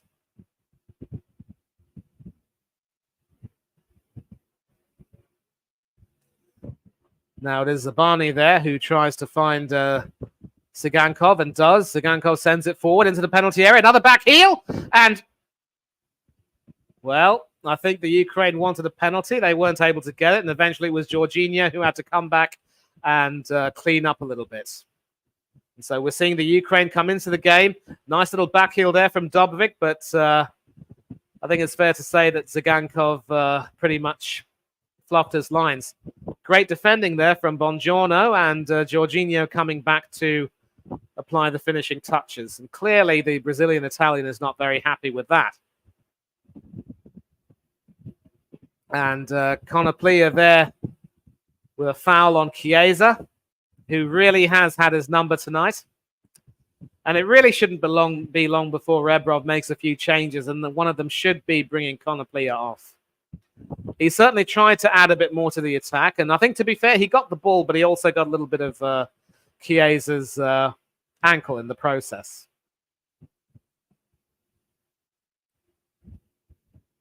Is it just me, or is Konoplia almost a dead ringer for Rupert Grint, the Harry Potter actor?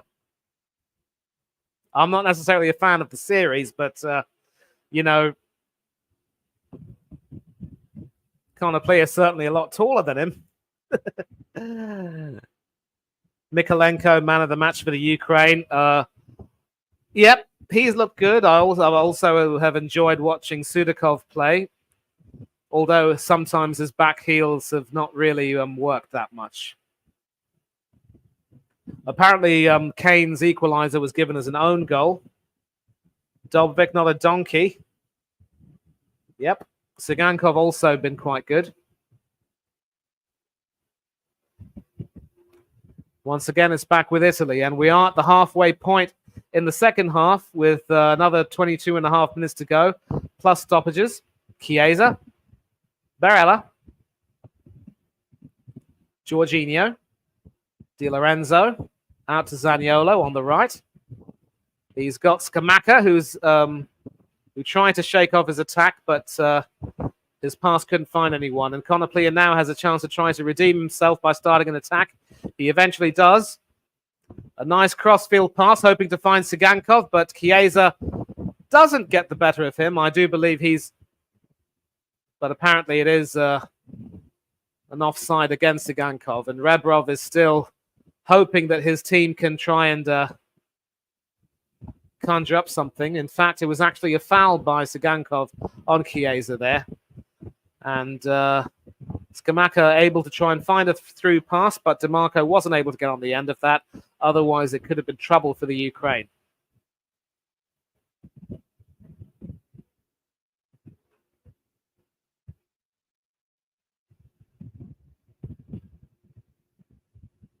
Jorginho up against Sudakov, and Jorginho isn't able to get that away, and Zinchenko does get that to Dobovic. It is with Mudryk now, but Mudryk can't control it. But it is still with the Ukraine, and can they conjure up something here? Zinchenko, Konoplia. And Zabani is content to just shepherd that away from Barella and back to Trubin. Svatok, Zabani. All the way to Zinchenko. He can look to find Sagankov on the right, and he does. Sagankov against DeMarco, and ends up winning another corner, this time on the other side. So the Ukraine are now getting into the game in terms of winning corners. Sagankov and Mudryk are looking dangerous on the wings. And there are some substitutes warming up. It could very well be that they may decide to bring on another striker to help Dobovic out. I just wonder who could be taken off, because the four attacking midfielders have looked outstanding. It could very well be that maybe Stepanenko could come off and Zinchenko could go back into the centre. But there has to be a replacement for Konoplia. I'm sorry. He's looked really, really out of shape tonight. And it is 70 minutes that have been played. 20 minutes left, plus stoppages. And it looks as though there will be an Italy substitution with Zaniolo coming off. It looks as though he's taken a bit of a knock. And the number 16, Brian Cristante, will be coming on to replace him. A double substitution from the looks of it. Who else is coming off? And it is the Italian number 19, Matteo Politano, who's come on to replace him. But Cristante should be coming on as well. I wonder who he'll be replacing. Cristante replacing Jorginho. So wide man, a sort of wide man and a midfielder being replaced at the moment. Jorginho's had a decent game tonight. And he's being replaced, of course, by Cristante, who'll hope to add a little bit more steel. But Rebrov still hasn't made any changes. The corner comes in and it's headed out of harm's way for a Ukraine throw to be taken by Zinchenko. So Italy have made 3 substitutions. Rebrov has made none.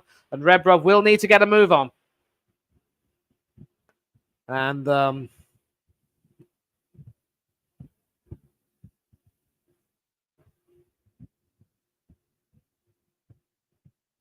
ball's been not too sure what's going on here. I think the ball's been changed. Maybe it's lost a bit of air. Here's what it is. Zabani now, who has the responsibility of building from the back, passing it to Konoplia. Back to Zabani. And the Ukraine do need to get a move on. They need to score if they want to qualify.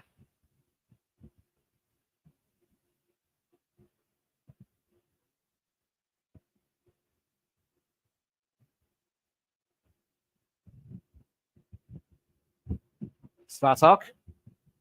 Zinchenko. Still Zinchenko. Mikolenko. Over to Mudryk. Stepanenko. Zabani, who's come quite forward, but who will need to start backtracking a bit. And he does. Passing it to Stepanenko. He finds Sagankov. Konoplia now. He has to control the ball, and he does. Into the penalty area. It is with Dobovic, but he needs to shake off his defenders and try and find another person. And they just can't find the pass through. But Zinchenko doing some good work trying to get the ball back. He isn't able to, though. And that should be a foul on... Well, it isn't a foul on Chiesa. Play is allowed to continue. It is with Sagankov now on the right. Finds a pass through to Sudakov, but Sudakov can't find a proper pass, and Barella is able to find Chiesa, and Italy can try and move forward on that. But some great work there from Stepanenko, and then is back with Sudakov, who finds Mudryk, who can't... Can he control it, though? Yes, he can, but the shot was not the best, and that will be a goal kick.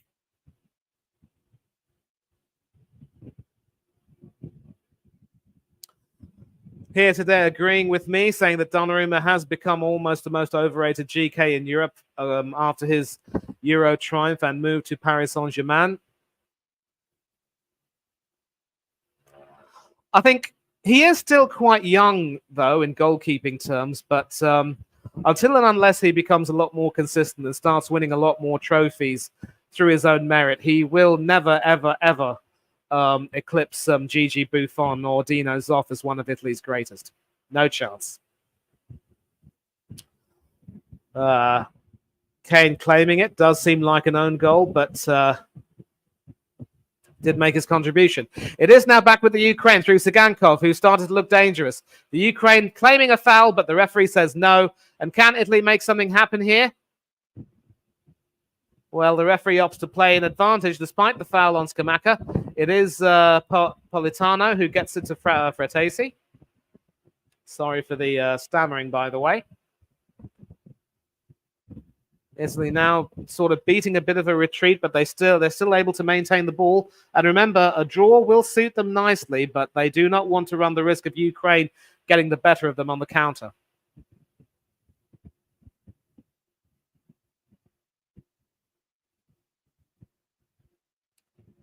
That is sent forward to Chiesa on the left, who controls that expertly.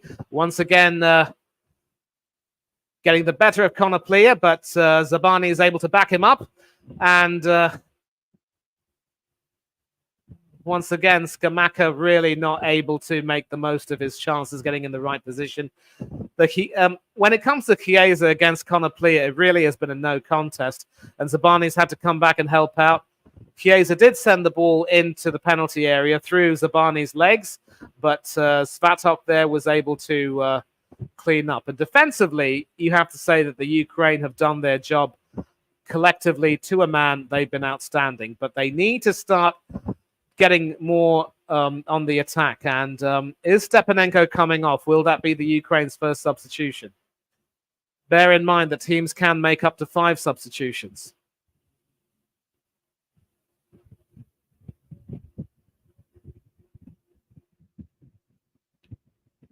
Chiesa sending it back to Buongiorno, or Buonasera, as I shall now call him. Di Lorenzo hoping to find Barella, but dispossessed by Stepanenko illegally in the eyes of the referee, and that will be an Italy free kick.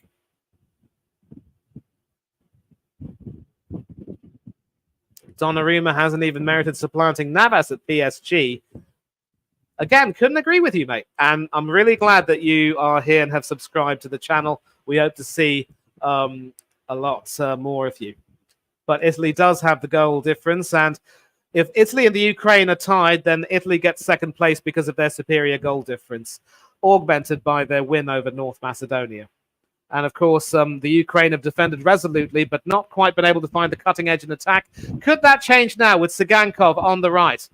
At the moment, Italy have also shown some excellent defensive qualities, and Buongiorno there. No, sorry, Buonasera there. Buonasera. Coming through. But apparently the referee has seen something he doesn't quite like, and we're going to find out what it is. Ooh, a free kick might have been given to the Ukraine there for a pretty poor foul on Sigankov. So we're going to find out what the situation is.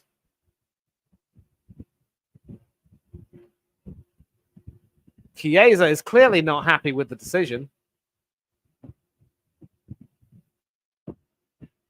Yep.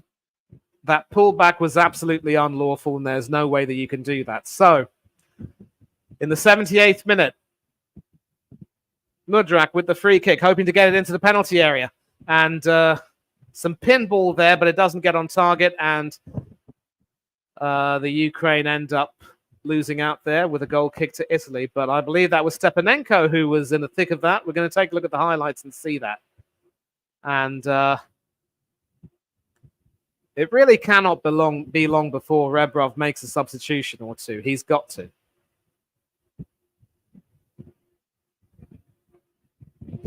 DeMarco.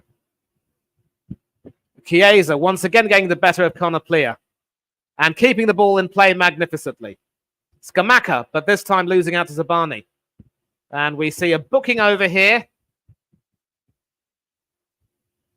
for a foul on Chiesa. And it is Konoplia who's going to be booked. And seriously, it hasn't been a good game for him. I think maybe the Ukraine might have felt that the ball went out of play, but a sliding tackle there from the Ukraine right back. He has not had any joy against Chiesa, and really that should be his last action of the night. So, hey, bring him, Rebrov, bring him off right now. And they have, in fact, made a couple of changes, but surprisingly, it's Stepanenko and Tsigankov who've come off. Konoplya is still on the pitch. And we're going to find out who Rebrov has brought on. He's brought on the number 20, Zubkov.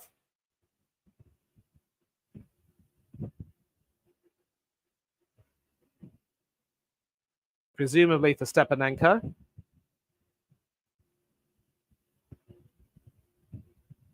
No, he's actually come on for Tsigankov.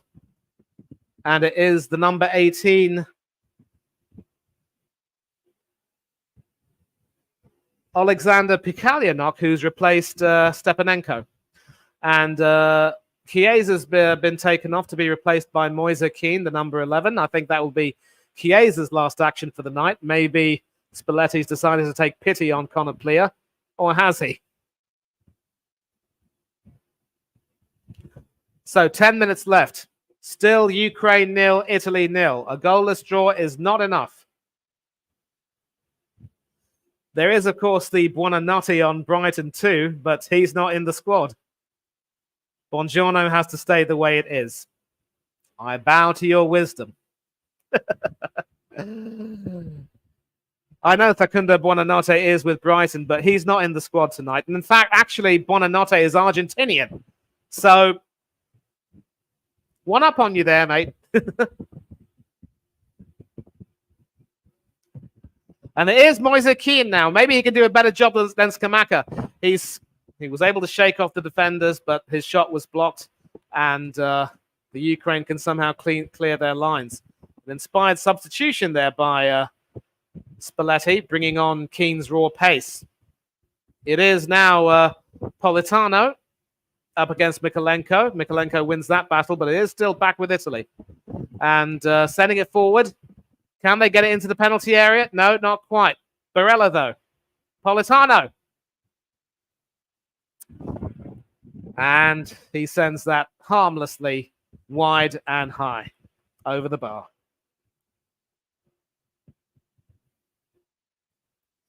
So I'm sorry, Moss. It will be Buonasera from here on.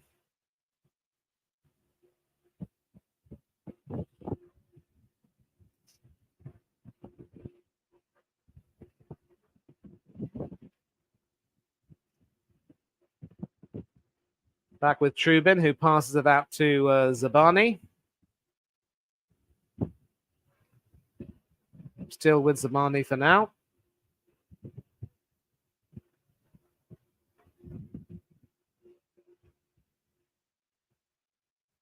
Back to Zabani. And it is the substitute. Still can't get his name right, I think. Pikalyanok. I think I'll get it right now. Pikalyanok.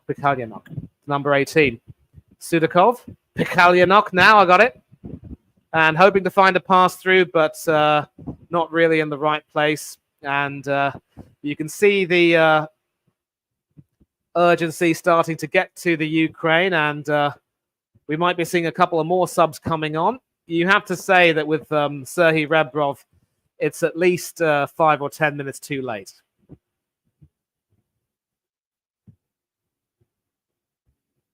I told you he's Argentinian. Shame he went to West Ham. He's a skilled tactician. Look, he's done well as a link-up player, but I'm afraid when it comes to getting a shot on goal, he hasn't exactly been effective. And Donnarumma being given a talking to there by the referee for time wasting.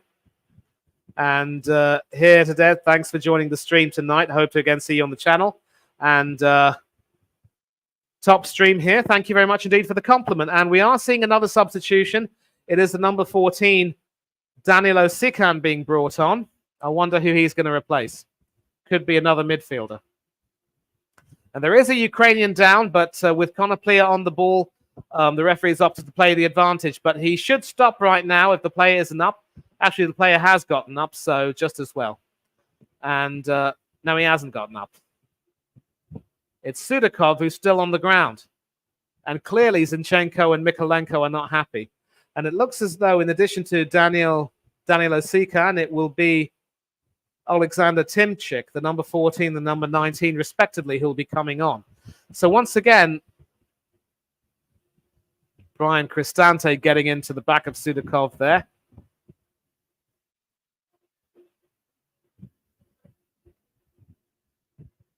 And Sudakov still on the field receiving treatment, so this will definitely add more than a few minutes to the time allotted for stoppages.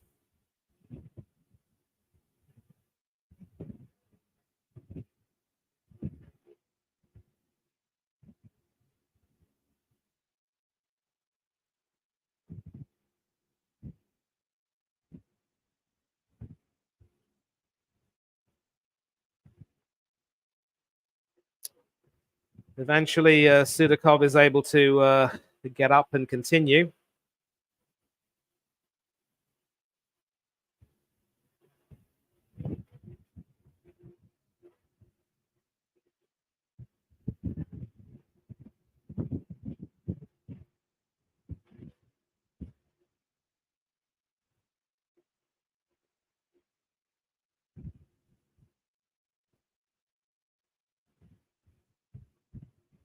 And eventually, Konoplea comes off to be replaced by Alexander Timchik. So that will add a little bit of solidity to the defense for the last 4.5 minutes plus stoppages.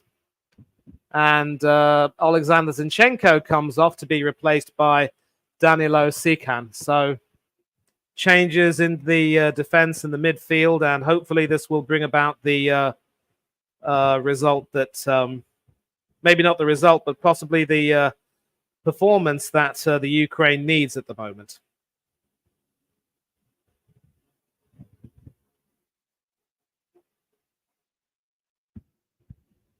Sudakov's all right. Not the best of passes, though, to Sikan. He wasn't able to control it.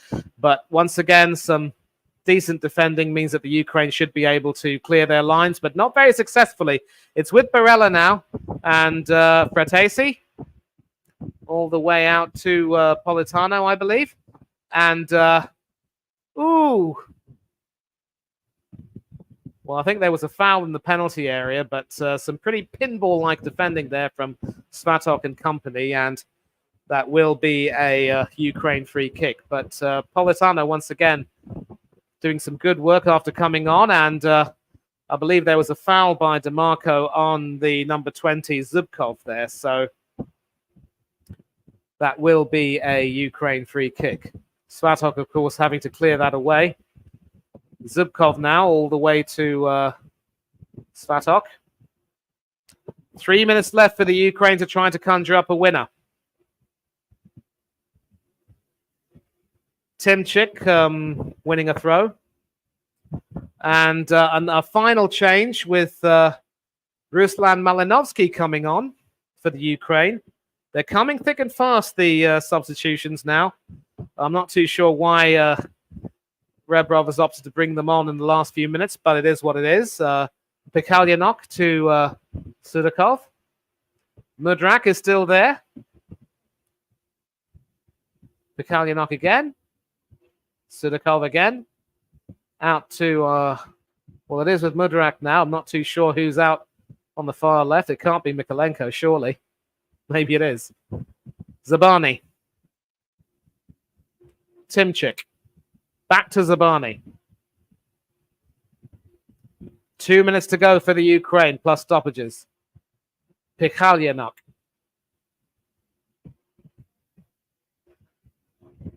And that is Sudakov now, with Zabani up there. And the Ukraine need to be careful that they won't get hit on the counter themselves, because Moise Keane, as we've seen, can definitely run. That is Mikolenko to Mudrak. Sudakov. Sudakov obviously trying for a shot, but along the ground. Nothing like the, the shot he had in the first half, which gave Donnarumma a little bit more trouble, and the goalkeeper easily able to collect that.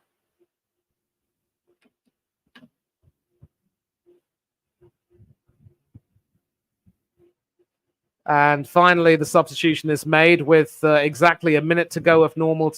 It's not made yet, but because the goal kick has been taken, the next stoppage of play should see the substitution being made. And at the moment, though, it is Timchik who receives the ball from Truban. And Italy, the Ukraine rather, still can't clear their lines. And some pretty nervous defending, it has to be said. Eventually, Zubkov tries to get it clear. And eventually it is with the Ukraine now. Sudakov is brought down from behind, and that, well, the referee waves play on. He's not interested in giving a free kick for that. 30 seconds to go for the Ukraine, plus stoppages, of which I'm assuming there will be a number, maybe 4 minutes. Zubkov now. Sudakov with the ball, but double teamed by Fratesi and Cristante. And Politano hoping to start an Italy attack, but the Ukraine defense coming up and coming fast. And it is now with Zubkov, who can try and find someone in the middle or the left. And some important defending there from Buonasera.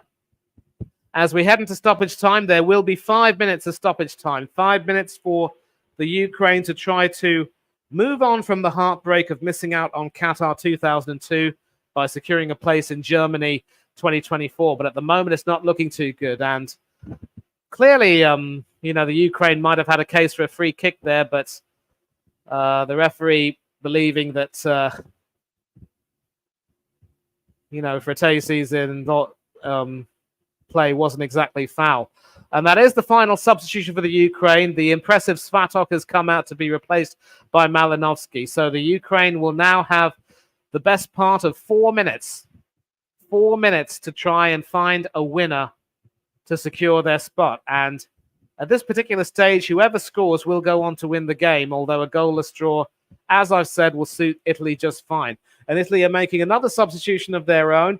It is the number 13, Matteo Darmian, who comes on to replace what looks like Politano, who had himself only come on as a substitute. But time is ticking away for the Ukrainians. Gigi Buffon, the legend, looking on. The Ukraine definitely should have brought Malinovsky on, and I think Rebrov will have himself to blame for not making those substitutions later. We literally rip apart Mikel Arteta for making a substitution at the wrong time, and I think Rebrov deserves to be given some criticism here for not being able to do it immediately. Should have started. Sikan also looks a good prospect. And an update, of course, it is 3-0 between the Czech Republic and Moldova. I think the Czech Republic already secured their qualification regardless of the game, but obviously this result will help them. Zubkov now down the right. Can he find a pass in? And is that a penalty? Nope. The referee deemed Mudryk to have died, but Mudryk is in some pain.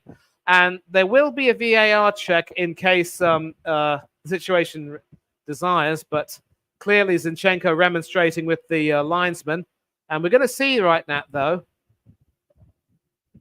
I believe, well, it doesn't look as though there was any contact there between Cristante and Mudryk. So, I'm not too sure you can give a penalty for that. There doesn't look to have been any kind of contact at all. So there won't be a penalty. But once again, the Ukraine now throwing everyone forward, trying desperately to get something with 2 minutes to go in the game. And maybe the referee might add another grace minute for stoppages. I don't know. It is Malinovsky now. Can he be the hero, perhaps? It's out to Zubkov. And Timchik now, can he keep it in play? Is that a corner or a goal kick?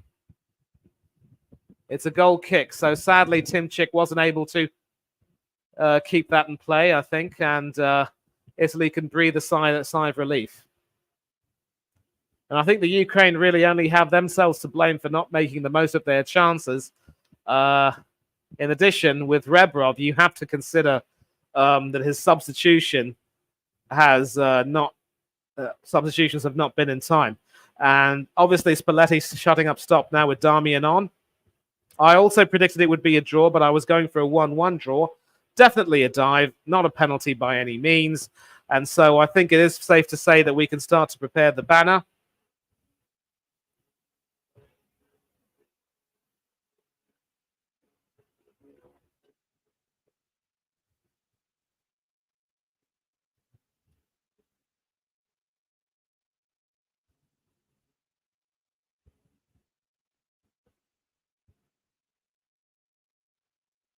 30 seconds to go. This could be the Ukraine's campaign over and out unless they can conjure up an absolute miracle.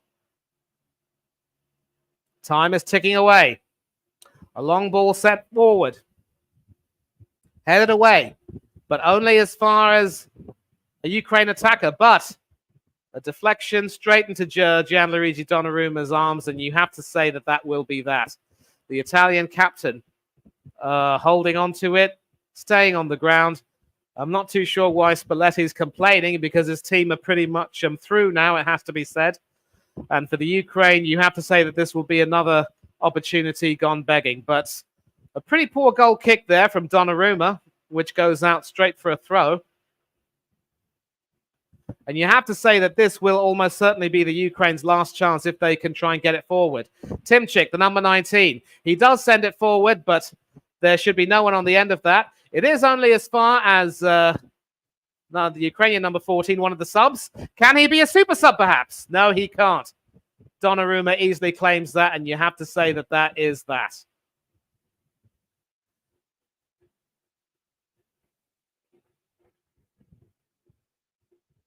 Sikan there, who could have been the hero, but Buonasera, making sure it is a Buonasera for Italy tonight, getting in the way, and that should be that.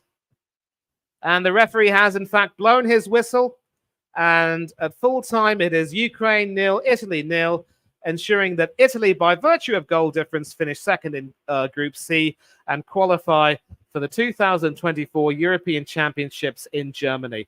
Heartbreak once again for the Ukraine, who I don't know if they necessarily have the playoffs to look forward to.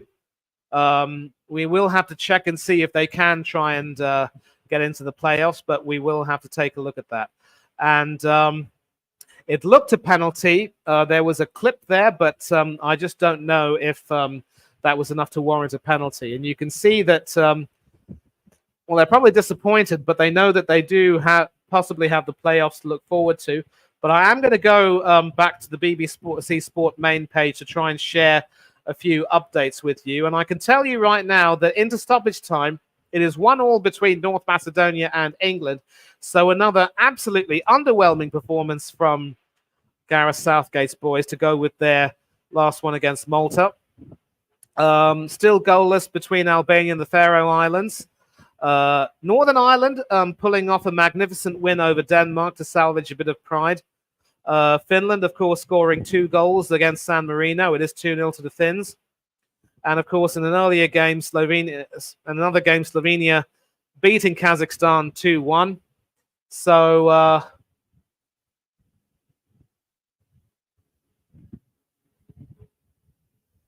I will, in fact, actually go to the England-North Macedonia game to try to finish it off, because I think play is still continuing there from the looks of it. And, in fact, we are into stoppage time in North Macedonia. 6 minutes have been added. We are in the 5th minute of added time, so England do have a chance to try to get a barely deserved winner. It is with Declan Rice now. Captain Harry Kane, Marcus Rashford, who also came on as a sub, but that attempted cross shot is blocked, and I don't think the North Macedonians will necessarily be wanting to try and get a shock winner here, but you know, we will take a look at everything that has happened.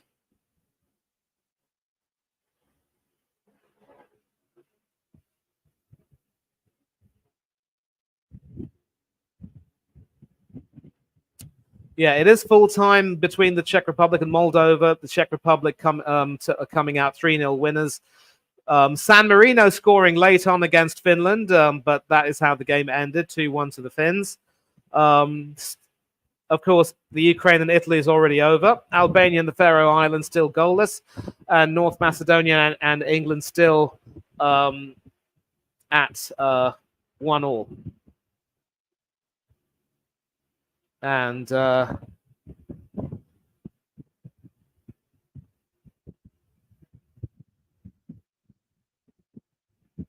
is, of course, headed over by Kane, and I think you have to assume that that will be that, really. Another England attack across from the right, but headed over.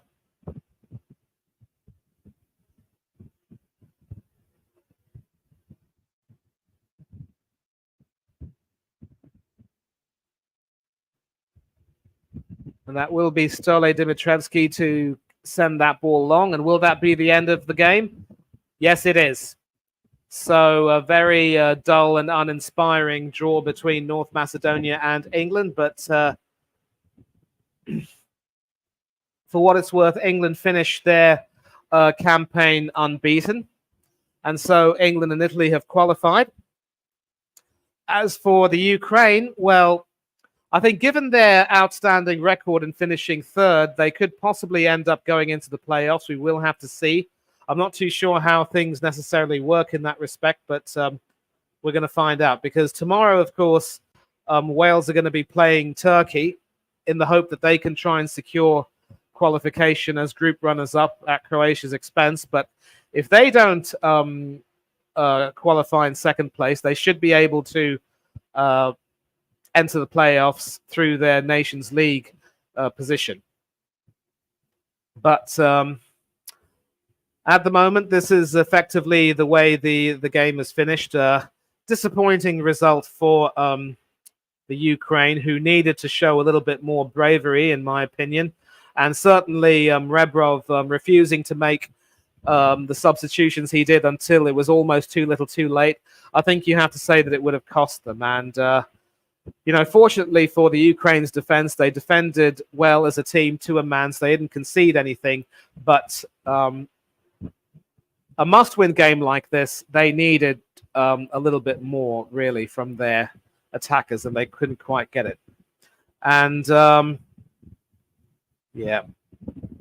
a very entertaining 0-0, so I'm glad I did cover it. Certainly a lot better than the dirge. That was the 1-1 draw between England and North Macedonia, of which I did bring you the last 1.5 minutes. And if we play like this in the Euros, we might not even be, we might not even qualify for the knockout stages. I mean, you never know. We do have the tendency to be a really good tournament team. So you just never know until it happens. A great win for Northern Ireland against Denmark. I also thought that maybe this time around there wouldn't be, but as it happens, Moss, there are 24 teams who will be playing in the tournament, and 10 groups, the top 2 have qualified, so there are 4 places up for grabs. Yeah, 10 teams. Yeah, 20 teams, rather, and the host nation, plus some Nations League spots. So that's sort of how it works. Good stream. See you next time. See you next time as well. And I will be ending this stream very soon because we've sort of been gone on now for just over 2 hours. A sort of a last-minute decision to cover the Ukraine-Italy game, but I'm glad we did it. And, of course, these are the headlines. The Ukraine and Italy finishing goalless, and by virtue of their superior goal difference, Italy finished second in Group C and secured their qualification for Euro 2024. So for the Ukraine, they will have to try to hope they can get in through the playoffs. And I think it's fair to say that my best wishes will be with them. So while Jorginho can look forward to a European Championship campaign, Zinchenko might have to wait a little bit longer. Zinchenko and Mudryk, that is.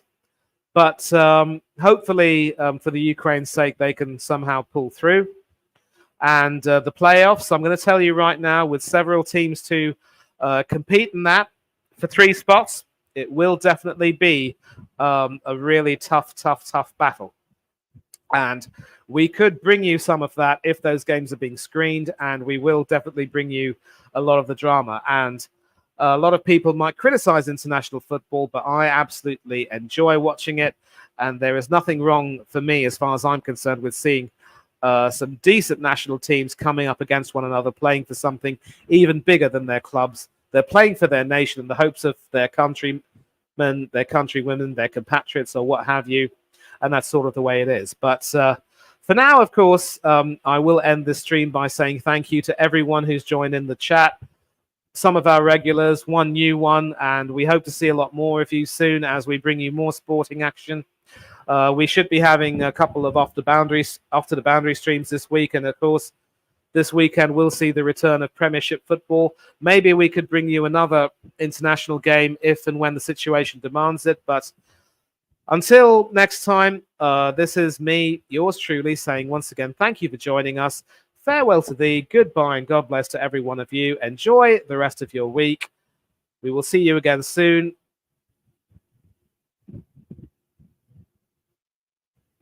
Yep. Yeah. Yeah, we will talk about the permutations later, Moss, I promise you. But for now, though, as I've said, farewell to thee, goodbye to each and every one of you, and we are out. Cheers.